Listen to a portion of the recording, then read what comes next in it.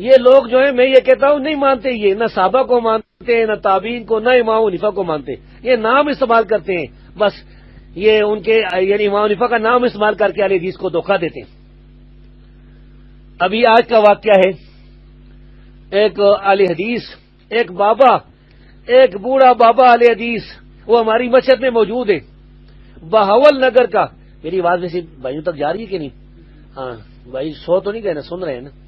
آواز جو ہے نا بس ٹھیک ہے الحمدللہ۔ ایک بوڑھا بابا بہاول پور پنجاب سے، اکرم نام کا بابا جو ہے وہ حضروں آیا۔ کس طرح آ گیا؟ تبلیغی جماعت کے ساتھ آئے، اس بابے کو پتہ نہیں تھا۔ بابے نے کیا کیا؟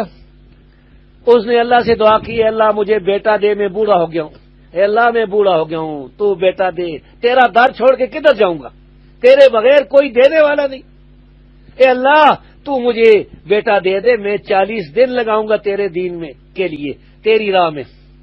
بیٹا اللہ نے دے دیا۔ اب وہ تبلیغی جماعت ہے، اسے کیا پتہ ہے؟ تبلیغی جماعت دیوبندی تبلیغی جماعت کے ساتھ حضروں آ گیا۔ 10 دن لگ گئے۔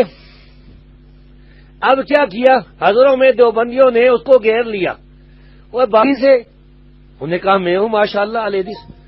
انہوں نے اس کے خلاف باتیں، تقریر بھی کر دی، کہا اہل حدیث کافر ہیں، اہل حدیث مرزائی ہیں، اہل حدیث گمراہ ہیں، غیر مقلد۔ وہ اتنا پریشان ہوا کہ اس نے اپنا بستر باندھا اور پھر باہر نکلا مسجد سے، لوگوں سے پوچھتا ہے یہاں کوئی اہل حدیث ہے کہ نہیں، پوچھتے پوچھتے میرے پاس آ گیا۔ انہوں نے کہا میں تو یہ آیا ہوں، مجھے کیا پتا۔ اور میں نے کہا اللہ کے بندے وہ تو کدھر پھنس گیا، جا بسترا لے آ۔ وہ بابا بسترا لے آیا ہے۔ یعنی آپ غور کریں کہ ایک بابا جو اتنا پڑھا وہ بھی نہیں ہے، عام دنیا دار بابا، 65-70 سال کا اس کی عمر ہے، وہ تبلیغی جماعت کے ساتھ وہ 40 دن لگانے کے لیے نکلا، بیچارے کو پتہ نہیں تھا کہ یہ گمراہ ہے، اور وہ کسی کو چھیڑتا نہیں تھا، بس رفع دین کرتا تھا۔ یہ برداشت نہیں کیا انہوں نے اس کو جو ہے اوپر فتوے لگانے شروع کر دیے۔ تنگ آ کے بیچارہ جو ہے، یہاں سے کتنا دور ہے حضروں سے باول پور، اور پھر یہ پوچھتے پوچھتے ہمارے پاس آ گیا۔ اب نیچے مسجد میں وہ بیٹھا ہوا، اس کو انشاءاللہ کل ہم نے بھیجنا ہے، ستینہ بنگلہ ہم نے بھیجنا اس کو۔ تو یہ اتنے متعصب ہیں یہ بھائی، یہ کسی کو دین کو گالیاں دیتے ہیں، زبیر کو کتنی گالی دیتے ہیں۔